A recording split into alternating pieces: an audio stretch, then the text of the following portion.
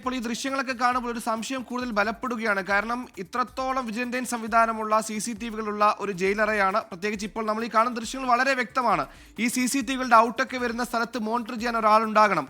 ആ സ്ഥലത്ത് അന്നേ ദിവസം ഡ്യൂട്ടിക്ക് ആളില്ല എന്നുകൂടി പറയുമ്പോൾ ഒരു ഡ്യൂട്ടി ലിസ്റ്റ് അടക്കം അവിടെ ആരൊക്കെ എവിടേക്ക് ഉണ്ടായിരുന്നു എന്നടക്കമുള്ളൊരു അറിയിപ്പ് അല്ലെങ്കിൽ വിവരം ഗോവിന്ദചാമിക്ക് കിട്ടിയെന്ന് നമ്മൾ സംശയിക്കേണ്ടേ? കാരണം ആ സ്ഥലത്ത് അവിടെ മോണിറ്റർ ചെയ്യാൻ ആളില്ല എന്ന് ഉറപ്പിച്ചതുകൊണ്ട് മാത്രമായിരിക്കണം അന്ന് ആ രാത്രി ഈ ജയിൽ ചാട്ടത്തിന് ഗോവിന്ദചാമി എടുത്തത്, അല്ലേ?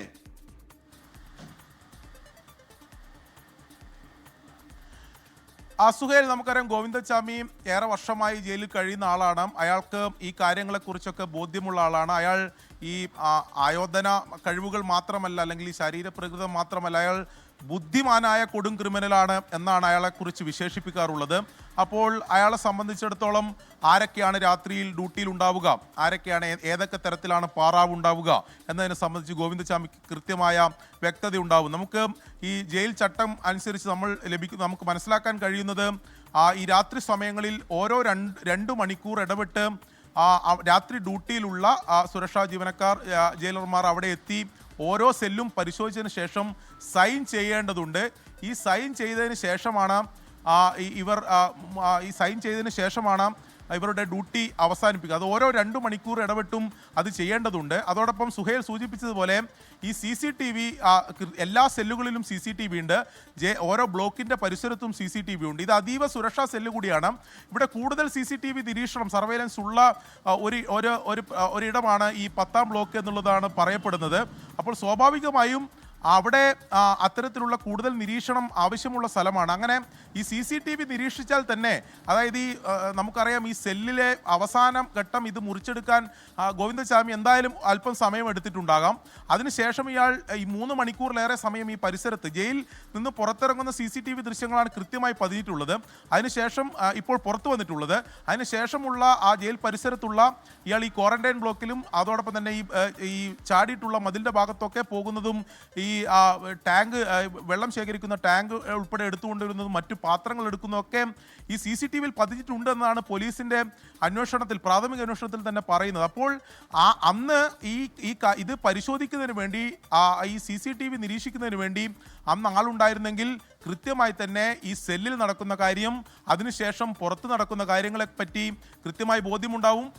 ഇത്രയും സമയമെടുത്ത് ഗോവിന്ദചാമിക്ക് പുറത്തിറങ്ങുന്ന സമയം കൊണ്ട് തന്നെ ഇയാളെ പിടികൂടാൻ സാധിക്കുമായിരുന്നു. പക്ഷെ അതുണ്ടായില്ല എന്നുള്ളതാണ് ഏറ്റവും പ്രധാനപ്പെട്ട സുരക്ഷാ വീഴ്ച.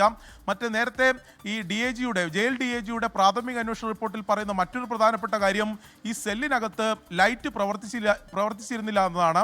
ഈ ജയിൽ ചട്ടം അനുസരിച്ച് മുഴുവൻ സെല്ലുകളിലും രാത്രി സമയങ്ങളിൽ ലൈറ്റ് ഓണായിരിക്കണം. അങ്ങനെ ലൈറ്റ് ഉണ്ടായിരുന്നില്ല, ഈ സെല്ലിൽ ലൈറ്റ് ഉണ്ടായിരുന്നില്ല എന്ന വിവരം കൂടി ഈ ജയിൽ DIGയുടെ പ്രാഥമിക അന്വേഷണ റിപ്പോർട്ടിൽ പറയുന്നുണ്ട്. അപ്പോൾ അത്തരത്തിലുള്ള വീഴ്ച കൂടി സംഭവിച്ചിട്ടുണ്ട്. അങ്ങനെ അത് ലൈറ്റ് ഉണ്ടായാൽ മാത്രമേ കൃത്യമായി എന്താണ് സെല്ലിൽ നടക്കുന്നുള്ള കാര്യം അവിടെയുള്ള കൺട്രോൾ റൂമിൽ നിന്നും, അവിടുത്തെ ഓഫീസിൽ നിന്നും ഈ കാര്യങ്ങൾ പരിശോധിക്കാനും കൃത്യമായി നിരീക്ഷിക്കാനും സാധിക്കുള്ളൂ. അപ്പോൾ അവിടെയും വീഴ്ച സംഭവിച്ചിട്ടുണ്ട്. മറ്റൊന്ന്, രാത്രി 12 മണിക്ക് ശേഷം കൃത്യമായി അവിടെ പരിശോധന നടന്നിട്ടില്ല. ഈ സെല്ലുകൾ തൊട്ടുള്ള റൊട്ടീൻ പരിശോധന, ഞാൻ നേരത്തെ നമ്മളതിൽ കൃത്യമായി ഈ രാത്രി ഡ്യൂട്ടിയിലുള്ളവർ 2 മണിക്കൂർ ഇടവിട്ട് ഈ സെല്ലുകളിലൂടെയുള്ള പരിശോധന നടത്തണം. കൃത്യമായി എല്ലാ ഈ അന്തേവാസികളും അവിടെ ഉണ്ട്, ഈ തടവുകാർ അവിടെ ഉണ്ട് എന്ന് ഉറപ്പുവരുത്തുന്നതിന് വേണ്ടിയിട്ടാണ് ആ പരിശോധന നടത്തേണ്ടത്. അതിനുശേഷം ഈ പുലർച്ചെ 5:30-ക്ക് ശേഷമാണ് പിന്നീട് ഈ കണക്കെടുപ്പുമായി ബന്ധപ്പെട്ട് ഓരോ സെല്ലിലും എത്തി രാവിലെ ഈ അവിടെയുള്ള തടവുകാരുടെ കണക്ക് കൂടി എടുക്കണം. അങ്ങനെ ഇത്തരമൊരു പ്രക്രിയ അവിടെ രാത്രി സമയത്ത് നടക്കേണ്ടതുണ്ട്. പക്ഷെ അതിലൊക്കെ ഗുരുതരമായ വീഴ്ച സംഭവിച്ചിട്ടുണ്ട്. അങ്ങനെ 2 മണിക്കൂർ ഇടവിട്ട് അവിടെ പരിശോധന നടന്നിട്ടുണ്ടെങ്കിൽ ഉറപ്പായും 1:10-ന് സെല്ലിൽ നിന്ന് പുറത്തിറങ്ങിയ ഗോവിന്ദചാമി ജയിൽ ചാടിയെന്ന് അറിയാൻ 5 മണിയും 5:30യും 6 മണിയും ആവേണ്ട ആവശ്യമില്ല. അപ്പോൾ അതിലൊക്കെ വീഴ്ച സംഭവിച്ചിട്ടുണ്ട് എന്ന കാര്യം ഉറപ്പാണ്. എന്തായാലും അതിനെ തെളിയിക്കുന്ന അതിൻ്റെ ഒരു അല്ലെങ്കിൽ അതിൻ്റെ ഒരു ഭീകരത തെളിയിക്കുന്ന CCTV ദൃശ്യങ്ങൾ, അല്ലെങ്കിൽ എത്രത്തോളം ആസൂത്രിതമായാണ് ഇത്ര അതീവ സുരക്ഷ പ്രാധാന്യമുള്ള അല്ലെങ്കിൽ അതീവ സുരക്ഷയുള്ള ഒരു ജയിലിൽ നിന്നും, അതിൻ്റെ 10ാം ബ്ലോക്കിൽ നിന്നും ഇയാൾ സുഗമമായി ഇങ്ങനെ ഇറങ്ങിപ്പോയി പിന്നീട് 3 മണിക്കൂറിനധികം ആ ജയിൽ പരിസരത്ത് ആ കോമ്പൗണ്ടിൽ ചെലവഴിച്ച് അയാൾക്ക് ഈ മതിൽ ചാടാനുള്ള എല്ലാ കാര്യങ്ങളും അയാൾ ഒരുക്കിയതിന് ശേഷം അയാൾ ഈ ജയിൽ ചാടുന്നത്. അപ്പോൾ ഗുരുതരമായിട്ടുള്ള സുരക്ഷാ വീഴ്ചയുണ്ട്. നേരത്തെ ഈ പ്രാഥമിക അന്വേഷണത്തിന് ശേഷം പ്രത്യേക അന്വേഷണ സംഘം പോലീസ് പറയുന്നത് ഇയാൾ ഒറ്റക്കാണ് ഇതൊക്കെ ചെയ്തതെന്നാണ് പോലീസ് പറയുന്നത്. അതിൽ പ്രത്യേകിച്ച് ഇയാൾക്ക് ഇത്ര സമയമെടുക്കാൻ കാരണം അയാൾക്ക് മറ്റ് സഹായങ്ങൾ ഇല്ലാത്തത് കൊണ്ടാണ് ഇത്ര സമയമെടുത്തതെന്ന് പറയുന്നു. അതോടൊപ്പം ഈ സെല്ലിലുണ്ടായിരുന്ന സഹതടവുകാരനെ തേനി സ്വദേശിയായിട്ടുള്ള സുരേഷിന് ഇയാൾ ഈ ജയിലിൽ ചാടുന്നതിനെ പറ്റി അറിയാം. മറ്റ് 3 സഹതടവുകാർക്കും അറിയാം. അയാൾ അവിടെ സ്ഥിരമായി ബന്ധപ്പെടുന്ന 3 പേർക്കും അറിയാം. ഇയാൾക്ക് ലഹരി മരുന്ന് എത്തിച്ചു കൊടുത്ത ഒരു സഹതടവുകാരുണ്ട്. ഉൾപ്പെടെ ഇവർക്കുൾപ്പെടെ ഇയാൾ ജയിലിൽ ചാടുമെന്ന കാര്യം അറിയാം. പക്ഷെ മറ്റ് സഹായങ്ങൾ ഉണ്ടായിട്ടില്ല.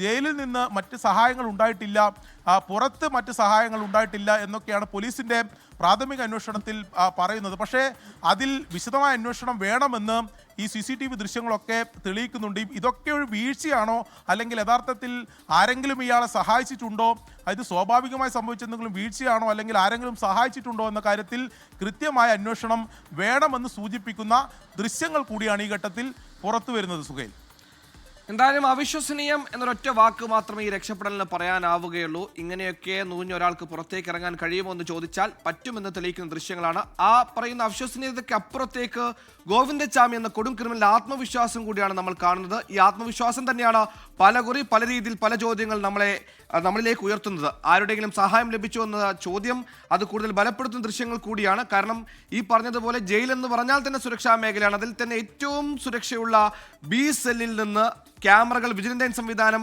വലിയ രീതിയിലുള്ള ക്യാമറകൾ കൃത്യമായി പ്രവർത്തിക്കുന്ന ഒരിടത്ത് ഈ പറഞ്ഞ സ്വന്തം സെല്ലിൽ ഏറ്റവും താഴത്തെ ഇരുമ്പറ അഴിച്ചതിൽ നിന്ന് പുറത്തേക്ക് ചെറിയ പാളിയാണ്, വളരെ ചെറിയ ഗ്യാപ്പാണ്, അതിലേക്ക് പുറത്തേക്ക് ഇറങ്ങി വരുന്നത് ക്യാമറയുടെ വിസിബിലിറ്റി ഉള്ള ക്യാമറയിൽ കാണുന്നിടത്തേക്കാണ്.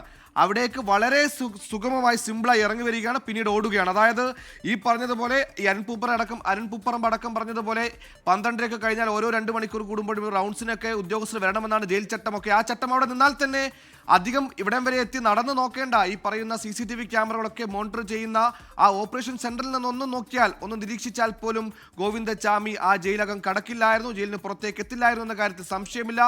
1:30 ജയിൽ ചാടിയ ഗോവിന്ദച്ചാമി, B സെല്ലിൽ നിന്ന് പുറത്തേക്ക് ഇറങ്ങിയ ഗോവിന്ദച്ചാമി എല്ലാ മതിലുകളും എല്ലാ പ്രതിബന്ധങ്ങളും കടന്ന് 4:30 കണ്ണൂർ സെൻട്രൽ ജയിലിലെ മെയിൻ ഗേറ്റ് ചാടി പുറം ലോകത്തേക്ക് എത്തുന്നത്. അതായത് 3-3.5 മണിക്കൂർ സമയം ഗോവിന്ദച്ചാമി ആ ജയിൽ പരിസരത്തുണ്ടായിരുന്നു. ഈ സമയത്ത് എപ്പോഴെങ്കിലും എവിടെയെങ്കിലും ഒരു തരി പരിശോധന ഉണ്ടെങ്കിൽ, ഒരു തരി സുരക്ഷാ പരിശോധന ഉണ്ടായിരുന്നെങ്കിൽ ഗോവിന്ദച്ചാമി പുറത്തേക്ക് കടക്കില്ലായിരുന്നു എന്ന കാര്യം കൂടുതൽ ബലപ്പെടുത്തുന്ന, അത് കൂടുതൽ സ്ഥിരീകരിക്കുന്ന ദൃശ്യങ്ങൾ കൂടിയാണ് വരുന്നത്. എന്തായാലും 1.5 മാസത്തെ പരിശ്രമം ഗോവിന്ദച്ചാമിയെ സംബന്ധിച്ച് ആ ജയിലർ അറക്കാൻ വേണ്ടി മാത്രമാണ്. അതിനപ്പുറത്തേക്ക് ഇങ്ങനെ ജയിൽ ചാടണമെന്ന പ്ലാൻ ഗോവിന്ദച്ചാമിക്ക് കുറച്ചധികം കാലമായിട്ടുണ്ടെന്ന കാര്യത്തിൽ സംശയമില്ല. കാരണം അത്യാവശ്യം ശരീരപ്രകൃതമുള്ള, അത്യാവശ്യം ഭാരമുള്ള ഗോവിന്ദച്ചാമി ഈ ലക്ഷ്യം, ഈ ആസൂത്രണം ഏറെ നേരത്തെ മുൻകൂട്ടി കണ്ട് ദീർഘവീക്ഷണത്തോടുകൂടി തന്നെ തന്റെ ഭാരം കുറയ്ക്കുന്നു. അതേപോലെ ഇത്തരത്തിലുള്ള നേർത്ത പാളികളിലൂടെ, വളരെ ചെറിയ ഗ്യാപ്പിലൂടെ പുറത്തേക്ക് ഇറങ്ങുന്നതിന് പറ്റുന്ന രീതിയിൽ, അതിന് ഉതകുന്ന രീതിയിലുള്ള വ്യായാമങ്ങൾ ചെയ്യുന്നു, എക്സസൈസുകൾ ചെയ്യുന്നു, അതിന് ടെക്നിക്കൽ പഠിക്കുന്നു. അതോടൊപ്പം ജയിലറ മുറിക്കാനുള്ള, ഈ കമ്പി മുറിക്കാനുള്ള ആയുധങ്ങൾ ഓരോന്നോരോന്നായി സ്വരൂപിച്ച് സ്വന്തമായി തന്നെ ഒരു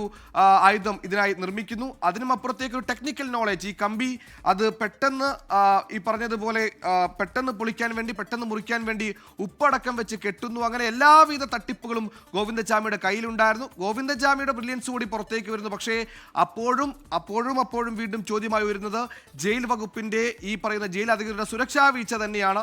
അത് കൂടുതൽ ബലപ്പെടുത്തുന്ന, സ്ഥിരീകരിക്കുന്ന തെളിവുകൾ കൂടിയാണ്. ഇവിടെ നിന്ന് പുറത്തേക്ക് ചാടിയെന്ന് മാത്രമല്ല, ഈ പറഞ്ഞ ക്വാറന്റൈൻ സെൽ കടന്നാൽ മാത്രമേ മെയിൻ ഗേറ്റിലേക്ക് എത്താൻ പറ്റുകയുള്ളൂ. ഈ മെയിൻ ഗേറ്റിലേക്ക് എത്തുന്നതിന് മുമ്പുള്ള ക്വാറന്റൈൻ സെൽ എങ്ങനെ കടക്കണമെന്നും ഗോവിന്ദച്ചാമിക്ക് കൃത്യമായി വിവരമുണ്ടായിരുന്നു. അതിന് ആ പരിസരത്തുള്ള, അതായത് ഗോവിന്ദച്ചാമിയെ സംബന്ധിച്ചിടത്തോളം അവൈലബിൾ റിസോഴ്സാണ് എല്ലാത്തിനും ഉപയോഗിച്ചിരിക്കുന്നത്. ആ പരിസരത്ത് കിട്ടുന്ന എല്ലാം ഗോവിന്ദച്ചാമിയുടെ ജയിൽ എസ്കേപ്പിന്റെ ആയുധങ്ങളായി മാറി.